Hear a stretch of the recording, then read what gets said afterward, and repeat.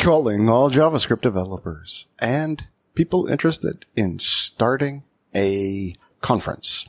Today's guest is Remo Jansen. He is organizing the JSDayIE conference, which is a one-day conference here in Dublin that will happen on the 20th of September. That's 2019. So less than a month away. If you're a JavaScript developer, it's probably a good place for you to be. His goal was to make a conference that was a bit more like a longer, more involved meetup than a typical large conference. And I think it's a great idea. Sometimes the conferences that get too big can feel overwhelming, at least for me. So I think this will be a really good event, and this was a good episode to hear what it's like starting that up and hear more about what the event will be like. Our listeners, if you check the show notes, you will see the discount code. The discount code is CTODA.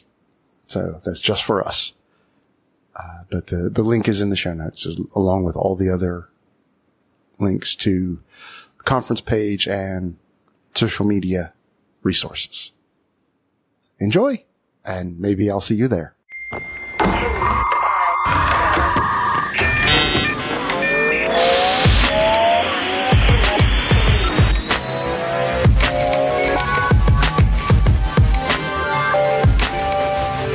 Hello and welcome to the podcast. I'm your host, Dave Albert.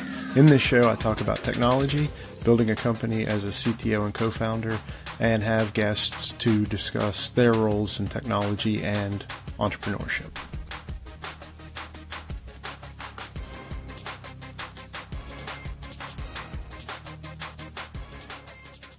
Today, we're joined by Remo Jansen, web developer, Microsoft MVP, open source contributor, entrepreneur, and the organizer of the JSDayIE 2019, the first JavaScript conference in Ireland. Thanks for joining us, Remo. Thank you. So, can you tell us a little bit about yourself? Yes, so I'm 30 years old. I'm originally from Spain. Okay. But I've been living in Ireland now for almost 10 years. Nice. And I've been kind of really involved with community stuff in the last few years, like meetups and now the conference. And yeah, I'm a web developer. I work at the moment with React, TypeScript, and JavaScript. And I'm a very big fan of TypeScript. So okay, cool. Is that the open source that you've contributed to, or is there a different one? So I have contributed to TypeScript because TypeScript has there's many different ways to contribute to TypeScript. So one of them will be to contribute to the compiler. I haven't done that too much, just one time, just to say I did it. But I've been contributing to mostly like when you have a JavaScript library, by default they don't have TypeScript support, so you have to write the interface of the types of the JavaScript library because JavaScript is not type safe. So So I did that a lot, contribute to the types. And then I also did some small libraries that I released, but that's mostly what I've done on GitHub. Yeah, nice. No, that's really an interesting entrance path into contributing to something like TypeScript that is very valuable. And also, even though it's not sexy, it's going to give you so much of an understanding of so many different It's a very good way to learn. Yeah.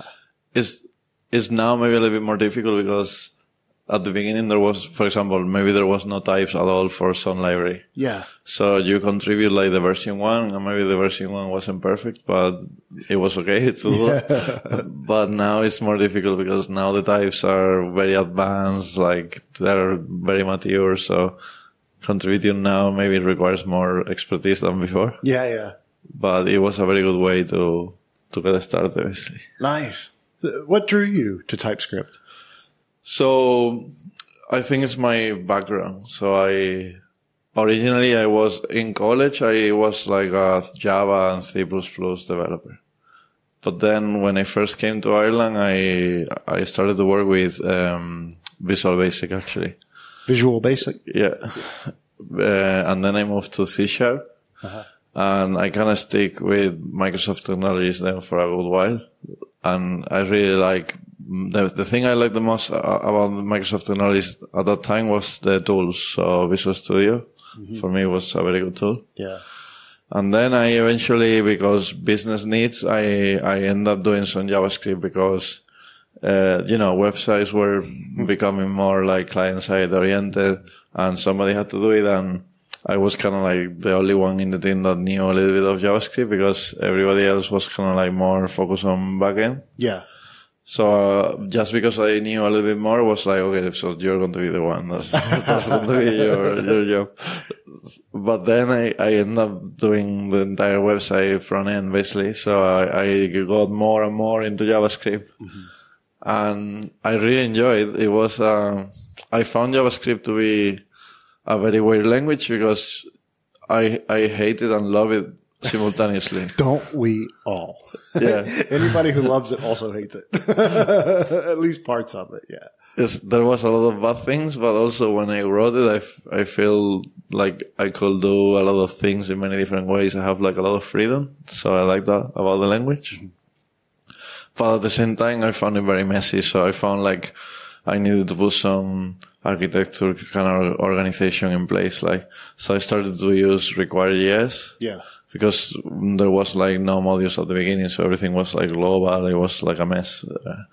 And then from there, I moved to use like minimizers. Then eventually writing unit tests also for JavaScript, because at the time we used to kind of care a lot about the backend, but not so much about the front end. Now I think it's the same level of quality in both sides, but at the time it wasn't like that. So eventually I was looking for ways to do JavaScript better. That drove me to CoffeeScript. Oh, okay. I tried to CoffeeScript for over a year, and it did help some things, but like, for example, the this operator that loses context, that one was very solved by CoffeeScript. Yeah. Because it had arrow functions, basically, which now are part of JavaScript, but they were not there. But then Microsoft announced TypeScript, and the moment I saw it, I was like, I have to try this thing, because it was from Anders Helsberg, which is the creator of C#. Yeah. And I was a big fan of C#. So I was like, okay, I don't have a problem trying that. And then it basically added a lot of good things, in my opinion, to JavaScript. So there was a lot of people at the time not very happy about it, because I think Microsoft had a very bad reputation a few years ago. Yeah. And in particular in the web community was probably the worst reputation. Absolutely.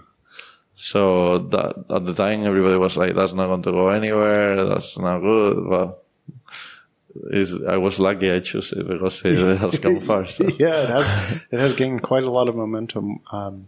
We've, I say recently, but I guess it was in the last 3 months or so, we've almost completed the first version of what will be released of our web application. So we started with native iOS and native Android. Our web app is built on Vue.js. Okay. We did use TypeScript at a very scaled back level. So pretty much the only things we're using it for is for code hinting, which integrates really nicely with VS Code. VS Code, yeah. Yeah, and that's really nice. Though it is... So you were writing not TypeScript files, you were writing JavaScript files? It's about half and half. So like we have declarative files that are TypeScript, but then a number of them are just like JavaScript files. But where we can understand through the code hinting what those methods are and what those other functions are, that the amount of time that's actually saved us has been super valuable. I'm irritated that I haven't found a good way to continue to use Vim instead of VS Code. But I'm getting used to it. I actually don't know how to use Bean, but there is a plugin that is quite popular for VS Code to make it behave like Bean.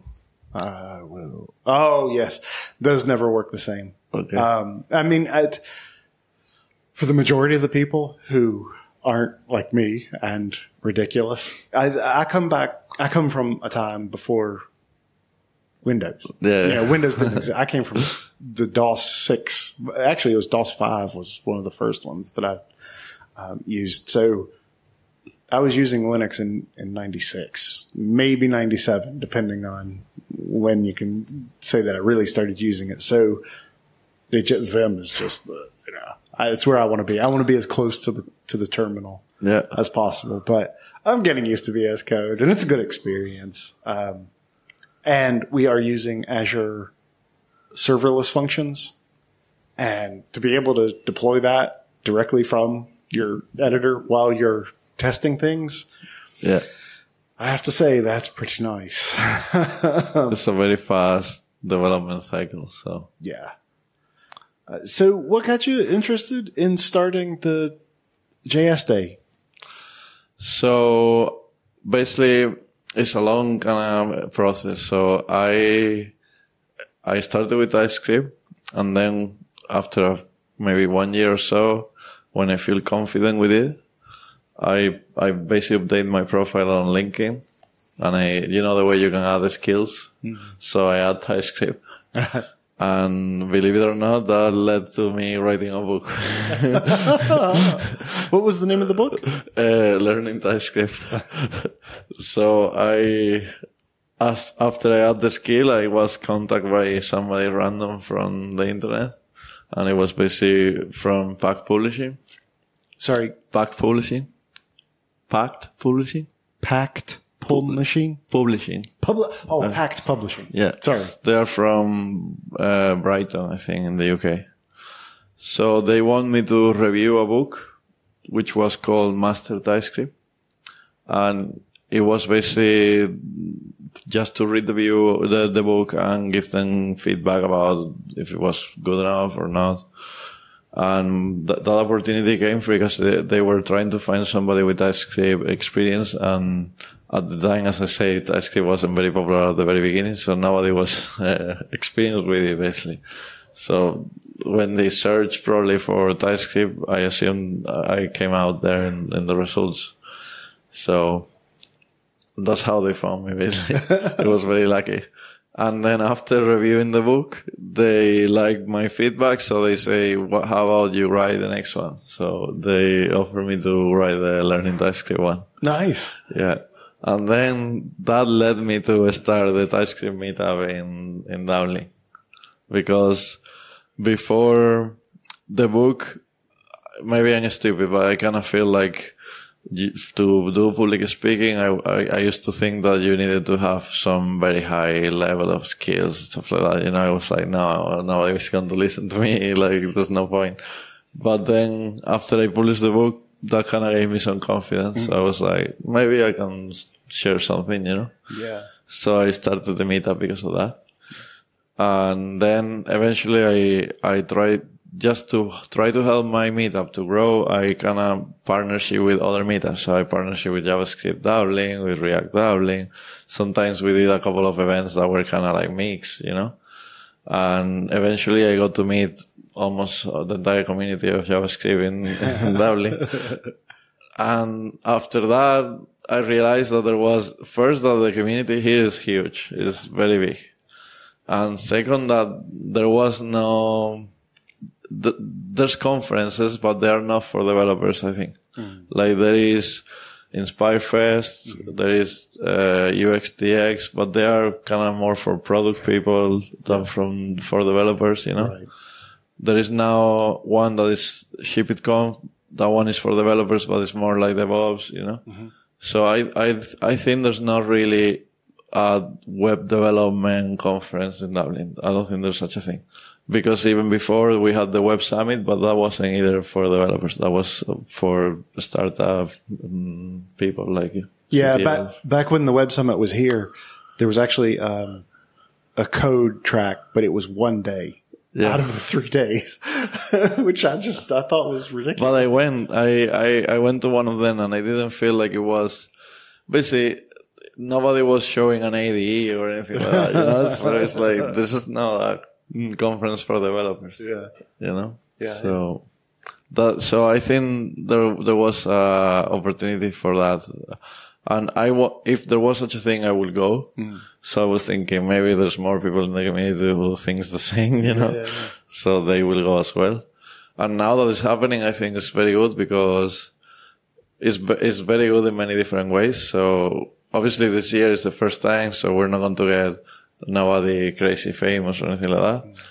But we do have some very good speakers, and some of them are traveling from the States, from France, from the Netherlands, you know. Nice. So it's new faces here in Dublin that we don't know, you know, so we're going to learn from new people. And then also we have some speakers that are based in Ireland, and it's going to be for most of them, it's going to be their very first time talking.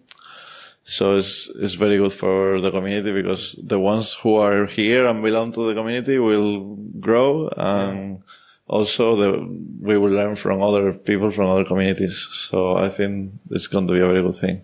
Yeah, very cool. That's where you were saying that you didn't have the confidence until writing the book, and I'm sure that's a very important thing because from everything I've heard and learned that when you start a meetup community, you better be prepared to give presentations a lot because it's hard to find speakers. Yeah, I actually, the only way I found to keep the meetup alive is to a lot of times do the talks myself, you know, because it's very hard to find speakers, and if you don't do it for too long, it kind of dies, you know. Yeah. So it's difficult. Well, a lot of that is because so many of us just don't feel like we have the most important thing to say. But if you look at what's actually presented, they're all usually very interesting and relevant, but it's not like they're the deepest levels of the most complicated thing you've ever seen. You know, it's not somebody tracing CPU interrupts. Yeah. It's, I found this thing, I use this thing, this is a nice way that we do it, and it works for us. Most of the time it's an introduction to something. So it's like, there's this new library, this is how you use it. Yeah. So it's like the basic entry-level tutorial, you know, what you have to show. So it's not... Or even what I find to be one of the best is when it's just one step beyond that. Because you'll find the hello worlds of everything, the very first steps. Yeah. And then question mark, question mark, question mark. Here's the most complicated thing you could possibly imagine. Okay, how do I get from A all the way over to Z? Can somebody talk to me about B, C, D? And those are where I find the really sweet spots of talks. And it doesn't matter the experience level of the person. I almost always get something out of it. So I'd say all you out there listening that have been putting off giving your first talk, stop it. Just do it. Just do it. Yeah, I totally agree with that. Like, it was the way I used to think, but it was stupid for me to think that way, you know? Yeah. I should have done it already, and that's it. I know. I've just been too busy lately to actually write the one that I was planning to try to find a home for. So I've got a few things that I really enjoy the way we've done them, and I want to talk to people like me about them. But I haven't had time because we've been so busy. And, you know, I do this in my spare time, air quotes. Did starting the meetup, did that really teach you a lot of things that you're thankful for while trying to create the conference? Yeah, so my communication skills have improved drastically, like over the last couple of years, because I actually have, because they are uploaded to YouTube, right? So you can see like my very first few talks, and I'm obviously not a professional speaker, but I have improved a lot, you know, and I think I will continue to improve. So and that skills is very important because it's something that you cannot really learn by going to a school or reading a book. You just have to get yourself in a stage and talk. So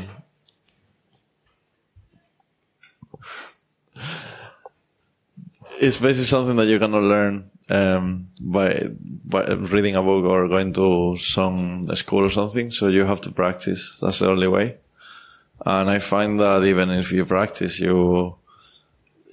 it's like any other skill. You kind of have to keep challenging. So, for example, if you do a small meetup, that's your first step. But then you go maybe to the biggest meetup in the town, you know, and then the next step is like try to apply to speak in a conference or something. Yeah. And it gets more scary as you go. But having said that, the first time I speak in a conference, I was freaking out. I was like very nervous. But I found out that it was, once I was on the stage, it was not scary at all because normally they have very strong lights, so you actually don't see nobody. So it feels like you're talking alone. So. What conference was that? In Madrid. It's the .NET 2018, I think was the one. It's a new one, so they have done only 2 editions. .NET 2018, .NET 2019. So. Cool. What's been the hardest part of getting the conference set up? So the biggest problem I had was unexpected logistics in relation with setting up a business in Ireland. Basically, my biggest problem was the bad registration. So I was expecting to sell tickets 6 months before the event, but I was not able to do that until I had the bad registration. Oh, of course. I never would have even thought of that. So I thought that the bad registration was needed, but I thought that was something that could be done in a month or so. But it took like 4 months. So, because who wants businesses to succeed? Yeah. So I only started selling tickets like at the end of June or something like that. So it's been stressful because, to be honest, the first couple of weeks I was like, I don't know if I'm going to sell enough tickets to cover the cost. Like, I'm panicking now. Now I think we're going to do it because we have right now 265 people confirmed. Wow. So 100 of those are guests from the sponsors and things like that. But if we keep selling strong for the next 2 or 3 weeks, we could reach 350 or something like that. So wow. I think it's a good number for first time, you know. And you only announced it when we met at that meetup. What was that, 3 or 4 months ago? 5? More, I think. So that's the thing. When I announced it was like just after Christmas. Yeah. And I was hoping to sell tickets now so long after that. But that wasn't the case. That's crazy. That's really impressive that so many tickets have already been sold, even though some are from guests. Yeah, and announcing the speakers also took quite a lot of time. Because confirming everyone, you know, getting a good lineup, it was way more difficult than I thought as well. Are you still looking for speakers, or are those all locked That's in? closed now. Okay. We will be looking. So my hope is that there's going to be edition 2 next year. Yeah. So we will be looking early, probably in January, February, March. We will be looking for speakers for like 2 or 3 months. And then we will select and announce edition 2. How many tickets is the cap? What's the most that you'll... So the most tickets that we can sell is 350. That's the maximum. So there's only about 100 left then? Yeah. All right. You heard that. What's the date of it? It's the 20th of September of 2019. So 20th of September. Okay. We're less than a month away. Yeah, it's 24 days, I think, from today. So okay. All right. 20th of September. Where is it located? So it's in Dublin City Centre in Dawson Street. The venue is called the Round Room at the Mansion House. The Mansion House, yeah. Yeah. All right, cool. Yeah, I've been there before. So I took a risk. I could have gone to some hotel and do almost the same thing, but I didn't want that. Basically what I wanted was, when I thought about this, I was like, I want a conference like ones that I have gone in other countries, like that they're a very cool experience, like with very cool venue, For example, the TypeScript conference in Seattle, it was very small. It was like 200 people, but it was a very cool venue. And then after they had a party, and it was very cool because it's only one day, but you get to meet everybody in person. Like, for example, if you want to speak with a speaker, you will be able to do so because it's not like 5,000 people who want to speak with the speaker. Yeah. It's like maybe 200 or maximum, you know, so you will probably be able to talk with the speakers if you want in person. So I wanted something like that. I wanted like a conference that was bigger than a meetup, or if you think about it in terms of number of people, it's not much bigger than some meetups, but it's going to be bigger than a meetup in terms of the setup, right? Like the venue is better, you have breakfast, coffee breaks, you have lunch, and then we have a party after. So it's going to be bigger than a meetup in terms of setup, but not really in terms of people, I think. So that's kind of what I was aiming for. I was aiming for something that feels like a meetup. It still feels like it's the community. Yeah. You know? No, I really like that. I've been to some that were just so big that you spend the whole time anxious. That is the talk track that I'm in now the right one for me? Or am I missing a thing? Or you'll have 3 sessions where you don't mind so much which one you go to. And then there'll be a track or a time of day. And you're like, I want to be at all 3 of these and I can't be at but one. So, I like that. So there's just one track? Is that just one track? Also this was the same way. I was very inspired by the TypeScript one, to be honest. And also I know the guy who organized it. Mm-hmm. Is the CEO of SidePen. It's called Dylan. You know SidePen? SidePen is a conference it's a company that do like consultancy on web technologies like Angular, React. Okay. And they're very involved in events and open source. Oh, okay. So they're kind of known for that. They participate in a lot of events, so that's why people will hear about them. Mm. So he organized that one, and I asked him some questions when I need help because I have him on Slack. So, and I think they did a lot of things right. Like, for example, the way they have the venue so small that the stage and the kind of area where you have the breaks is the same room. So that makes the whole talking way more, I don't know, you're gonna get more interaction with people because it's not like people is moving around the place, going from one room to another or anything like that. Okay. So, for example, when the speaker finish, he is basically in the same room where you're having a coffee. So nice. What's other than getting the VAT registered, the ongoing challenges? What's the biggest kind of challenge you have at the moment? The biggest challenge, once all the main logistics have been solved, is I think there's an interest, and I think we are selling very well, but the problem is that people is not aware of the event, you know? I think once they hear about the event, the chances of being interested are very high. Mm. But it's very hard to make people aware of the event. So I give you an example. The JavaScript meetup sent only one email, and we sold like 50 tickets. Mm. So if you get people to hear about it, they will pay for the event. But the problem is, how do you get people to hear about it? And even I'm very surprised that we're getting quite a lot of people not coming to the event, and it's just one day event, and they're coming from different countries. Mm. So they're willing to take a flight for just one day. Mm. I wasn't expecting that. I was expecting 99% people based in Ireland. So I think there is interest in the event. The problem is get people to find about it. So I've been trying to do it through social networks. So we have a Twitter account, a LinkedIn account, but obviously these accounts are new, so they have nearly no followers. Mm. So it's going to take a while before they work. Yeah. So they are working, but very slowly, you know. Okay. And what's the price of the ticket?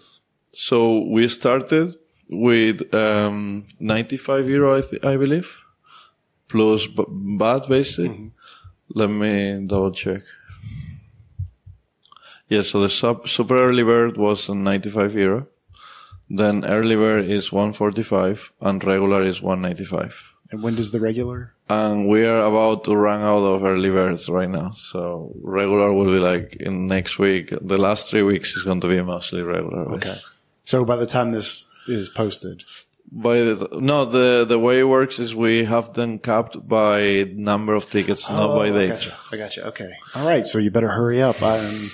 I can probably fast track the episode and get it out faster than Tuesday. I might be able to get it out in the morning, depending on how the audio goes and how much editing it needs. Yeah. Cool. That will be very helpful. So thank you. So post tomorrow. So that we can get as many people to hear this as possible. So that's another thing that I try. So I know that €195 is quite a lot of money, but at least there was an opportunity to get for €95, which I think is very reasonable. So if somebody really had a lot of interest in going, there was an opportunity a few weeks ago to get one ticket for €95. For $195, I think it's going to be more like companies probably paying for the employers, Yeah. But even like that, still, it's way more reasonable than other conferences out there. Like, other conferences are like 400, 500 one day, so. Do you have any multi-ticket discounts? We don't have like automated stuff like that in the site, but if you contact via email, we have a contact section with an email there. So if a company is interested in buying more than 3-4 tickets, we can do something for sure. Yeah, excellent. So bring your whole team. Okay, cool. What else is there that's interesting about starting a conference that most people wouldn't know? Let me think about this. I think, well, you can maybe guess it, but maybe you don't guess the extent of it. But you're going to need quite a lot of money up front before the event actually even starts selling tickets.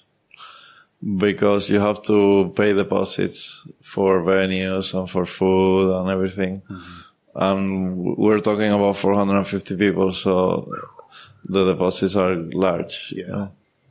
So you're going to need like €20,000 up front to just to book things. So that's going to be basically I was able to do this because I decided to start a company and I was saving for a long time before I did it and all that. But if I just say, I'm going to do a conference, I think I could have run in trouble actually if I did that. Yeah. No, I'm okay, but hopefully there'll be enough from this year's to make it that's the hope on you for next year's. The hope is that if we do any profits from this, that profit will be straight away for the deposit of next edition. Basically, that's what I hope. Awesome. Do you already have the ability to sign up for a mailing list on the site so that they can learn about next year? We have a newsletter. Yeah. So we try to. I think we have sent only 2 or 3. Only when the tickets went on sale. And only when we sold out the super early bird, because I don't want to be like a spamming list. Yeah, no, not at all. No, I just meant for those people who may have caught this episode after their window of opportunity to attend. So whether the price has gotten out of reach for them or the date is already booked for next year. Another thing is that I think there's value in going, especially if you're based in Dublin, because you're going to meet a lot of people who is basically part of the community. Mm-hmm. So the good thing about that is that if you meet somebody and you have an interest, say, in something like React or something, you can probably meet them again, right? Because they are in your country, in your city. So you will be able to maybe you meet them in the conference, but then maybe they become your friends or something. So that's the reason why I think it's valuable to maybe pay for the ticket, but if you're not interested in paying money, you will be able to watch it online after the event. That was going to be my next question. It's going to take probably a month for us to process all the videos and everything. Mm-hmm. So in terms of learning from the content, you will be able to do that no matter what. But the value is not just that. The value is to interact with the people. Because let's say that you watch a talk in YouTube and you really like the content, but in the conference you will be able to ask questions to the speakers after. So and discuss it with people while it's fresh, as opposed to I watched it last night and I'm trying to remember that thing that I wanted to tell someone about and they haven't seen it. So I first have to explain it and then my perspective is skewing it. So yeah, it's always better when you can actually be there. Okay. Well, I've kind of asked everything I can think of that I think would be interesting. Is there anything that I've missed that you think would be valuable to hear? No, I think that's all. If what I would like to do is, if somebody is part of the community, I would like them to ask them to help us to spread the word about the event, because if we have a successful event, we will do it every year. Yeah. And I think everybody in the community will be happy about that. So basically, if the event happen or not is up to the community basically to support it or not. So. Are you still looking for like volunteers or anything like that? We are probably going to do that, but I'm just waiting for the very last week or so. Sure. Basically, we're going to need some people for helping during the registration. Mm-hmm. And then during the event, I already have a few people who will be looking about like the speakers and stuff like that. And the venues taking care of the technology, the tech. Like all the tech is the venue, yeah. And the venue included security and stuff, so it should be all good. Excellent. Okay. What's the website? It's JSDayIE.org. Okay, JSDayIE.org. Yeah. And in Twitter, we are JSDayIE. Okay, JSDayIE. I'll add links to all the relevant places. A lot of people, they make jokes because they believe that the conference is about JavaScript in Internet Explorer. That'd be a short conference. But it's actually Ireland is the code for Ireland. Yeah, yeah. That's great. Anything else that you'd like the listeners to do? No, that's it. Thank you very much. Okay, great. Well, thanks so much. So you gave the 2 sites. How about reaching you personally? They can find me on Twitter, so at Remo H Jansen. Okay. And by email is remo.jansen@worksover.com. So. Okay. And I'll add those links in the show notes so you can see them nice and easy. All right. Well, thanks so much for joining us, Remo, and thanks for putting on the conference. Thank you. No problem. And thank you all for listening. Until next time, remember, any sufficiently advanced technology is indistinguishable from magic.